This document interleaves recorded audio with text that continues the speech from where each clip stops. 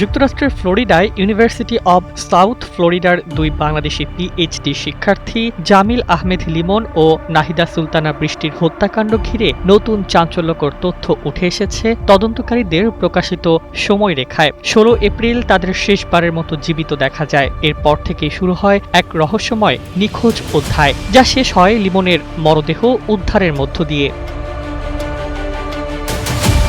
তদন্ত প্রতিবেদনে বলা হয়েছে, লিমনের রুমমেট হিশাম আবু ঘরবেহের গতিবিধি ও মোবাইল লোকেশন বিশ্লেষণে হত্যাকাণ্ডের রাতে সন্দেহজনক চলাফেরার প্রমাণ পাওয়া গেছে।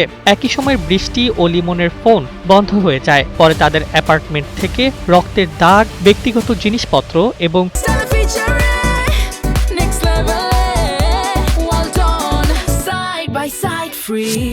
পরিষ্কার পরিচ্ছন্নতার উপকরণ উদ্ধার করে পুলিশ।